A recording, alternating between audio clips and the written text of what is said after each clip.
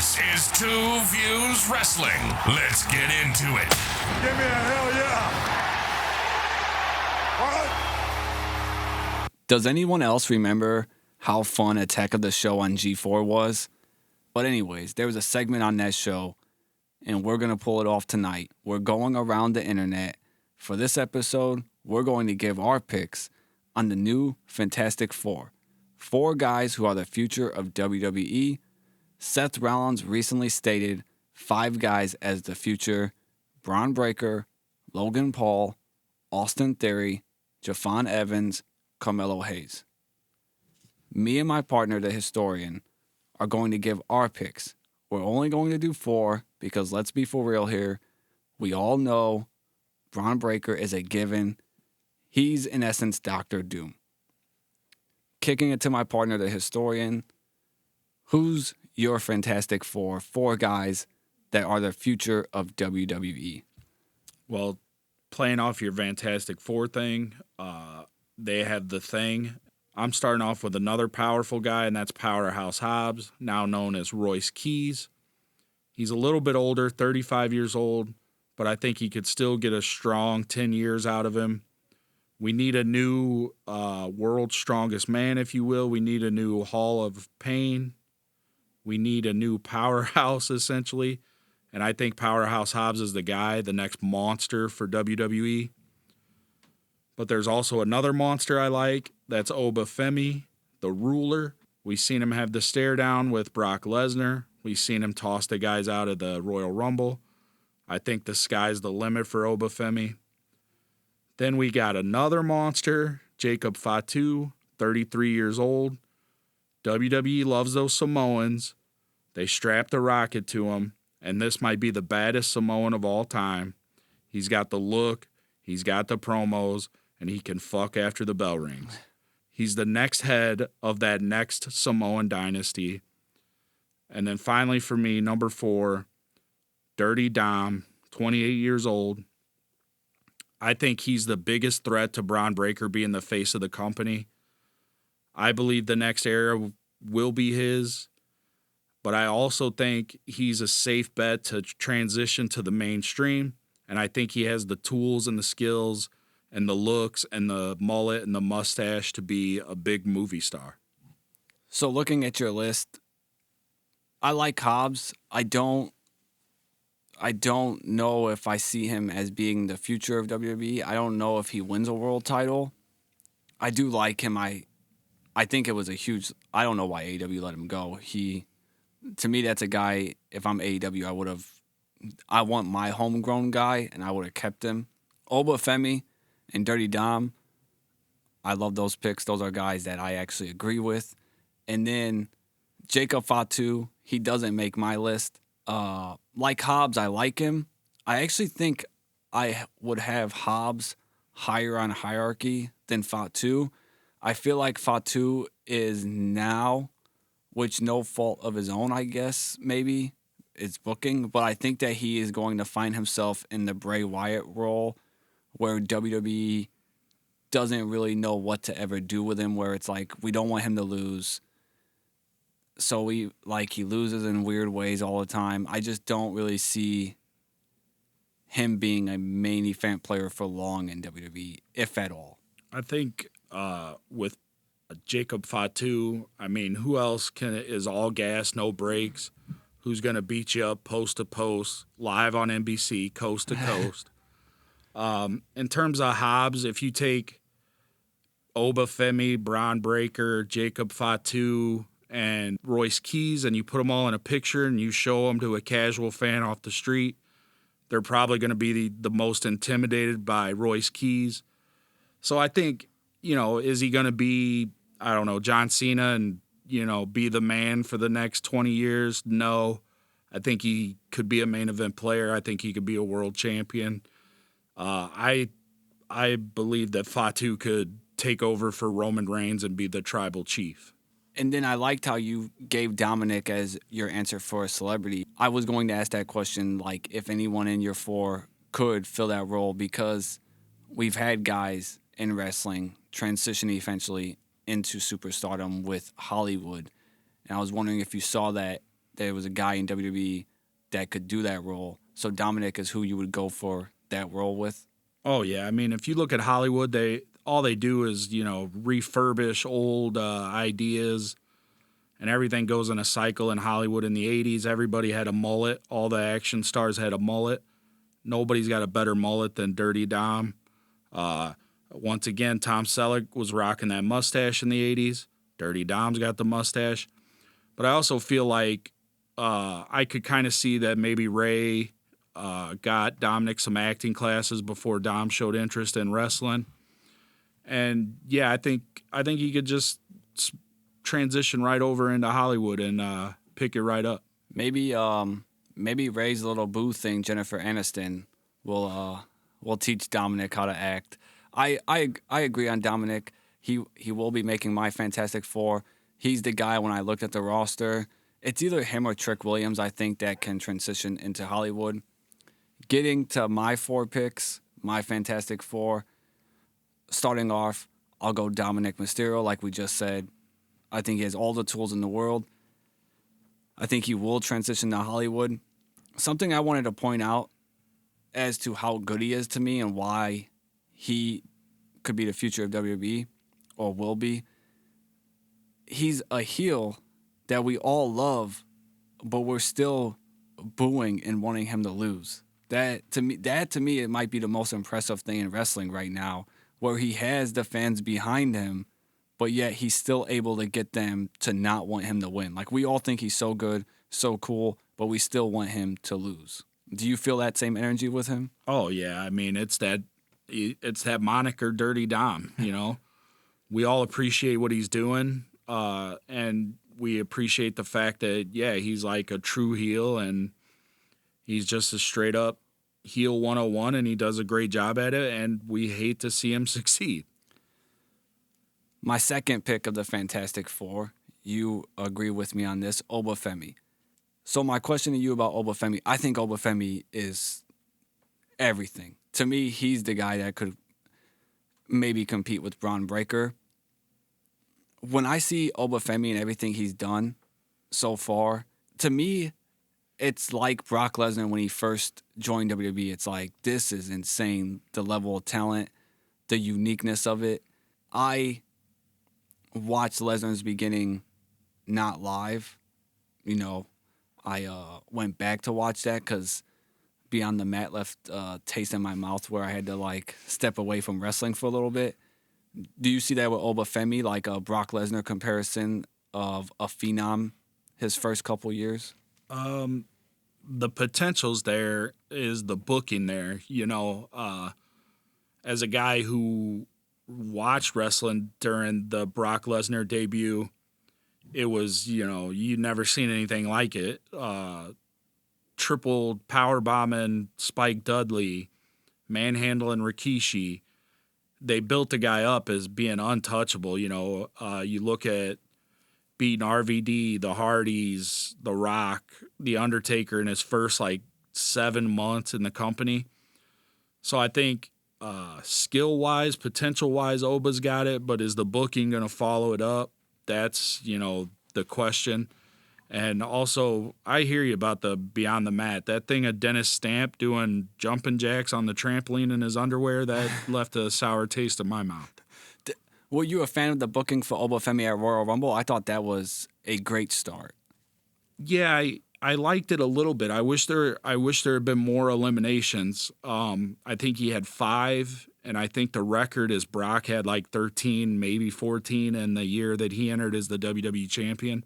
I was annoyed because I thought that we were going to get him to set the record, and then obviously we didn't.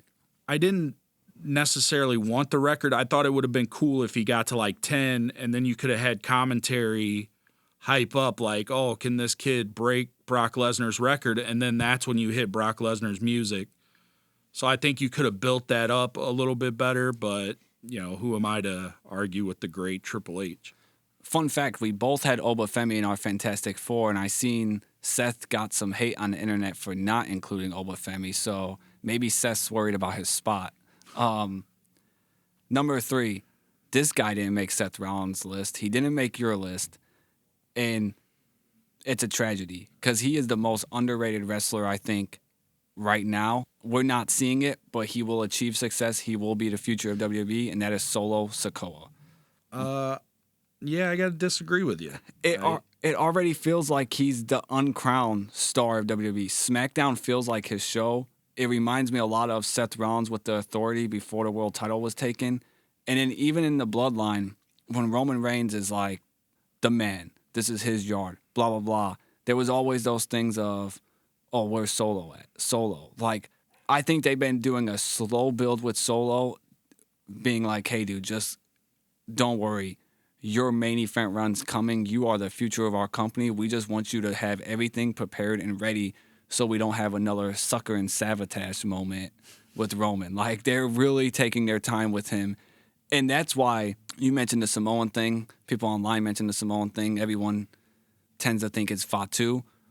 I think it's Solo. He's WWE through and through. He didn't go anywhere else. They're going to have big plans for him. I think he is the future of WWE.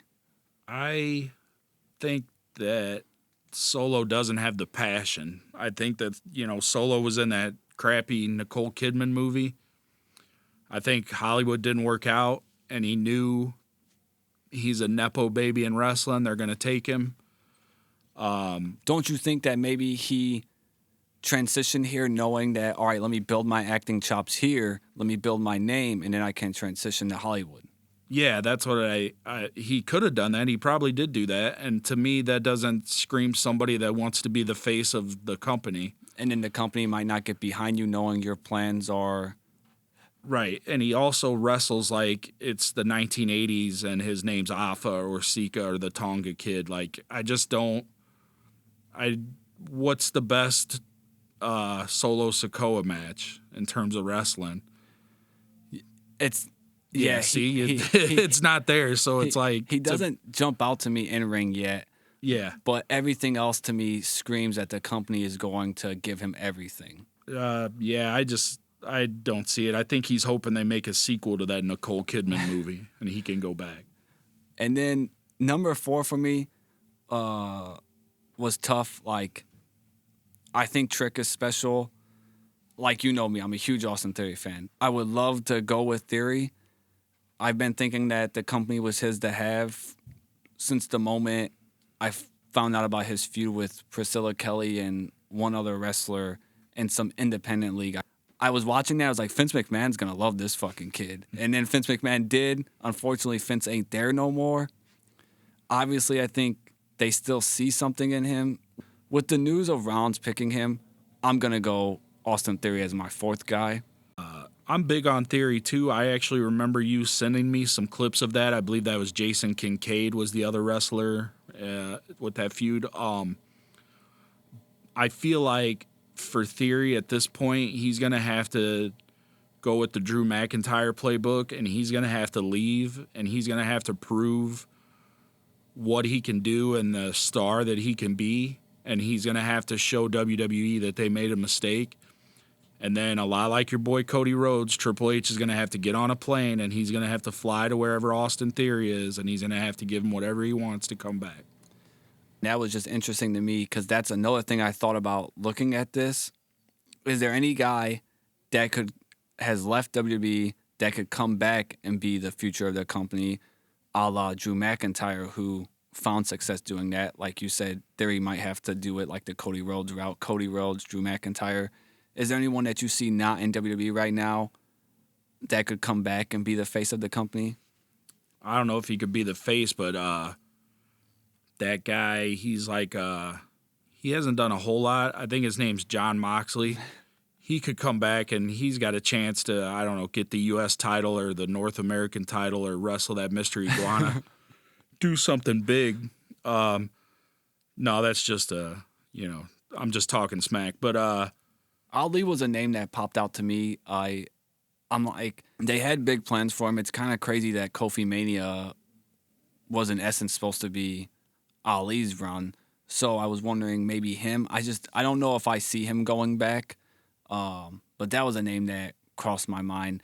I also wanted to mention too, with Ali, a high flyer, someone like Jafon Evans, Seth had on their list. Me and you didn't. I just thought that maybe he's a little bit too high flyer to enter the main event scene. I think that that's where you believe as well. Yeah, it's to me WWE is like the land of giants. They like the bigger guys. I think that Javon Evans is like extremely skilled and talented. I think that when it's all said and done, he's going to go down as the second best high flyer of all time behind Rey Mysterio, which unfortunately would move Ricochet down to like 13th on the list behind Coco Beware. I think that Javon Evans will have a good career in WWE. I just don't know with, like I said, the landscape and the history of the company and it being this land of monsters. I don't know how much he'll get of the main event or world titles. Back to Ali. Ali is a guy that I think that could do that. You know, he's left WWE, he's been in TNA. He's kind of come back a little bit with the little thing on NXT he did. I think that there's still something there with Ali, but I don't know if he needs a character change or a different kind of, it's almost like Ali was just there and he did cool moves. I think there might need to be a little bit more to go off of. I wouldn't mind him filling in that Drew McIntyre hater role. Yeah, he could do that with the, you didn't see my potential type of thing. Yeah, that could work. That could be cool. And I think, when the bell rings, he can definitely, hold up his end. So, and it's he's somebody I think you could give that shot to. And then you mentioned Evans' second best high flyer, Rey Mysterio. I think that's why I can't see him being the future of WWE, because all I can see is maybe one world title run like Rey got, and then it's back to back to the mid card. Well, I mean, they got Rey. He got that world title. He held the WWE title for like 20 minutes before John Cena buried him. But, he had a great career. He's a legend, like Conan said, he calls him the Scarecrow because he's outstanding in his field. So I think Javon Evans, if that's what he ends up being, the second best high flyer of all time behind Rey Mysterio, that's still a hell of a career and a hell of a legacy to have. So we listed our Fantastic Four of the future of WWE.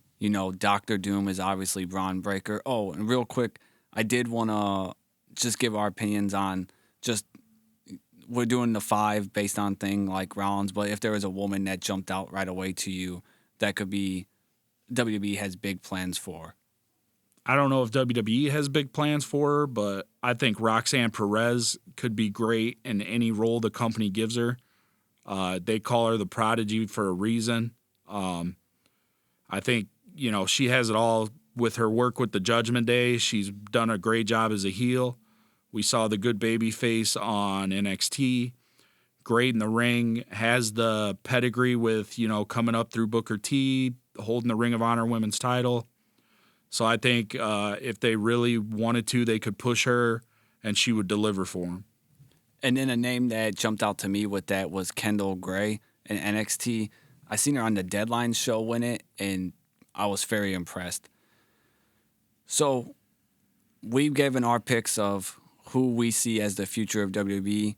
We listed Seth Rollins' picks. Let us know in the comments who you see as the future.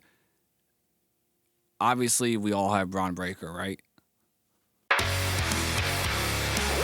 That's another round of Two Views Wrestling with Tim and Greg.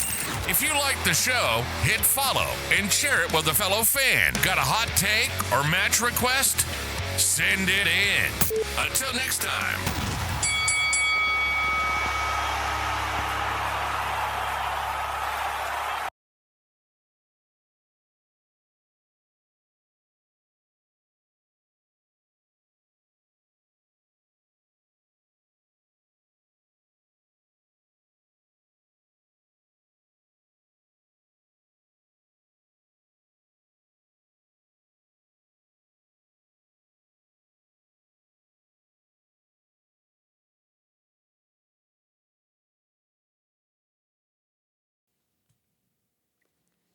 Those are our picks to click. Those are our picks to click for 4 superstars who are the future of WWE.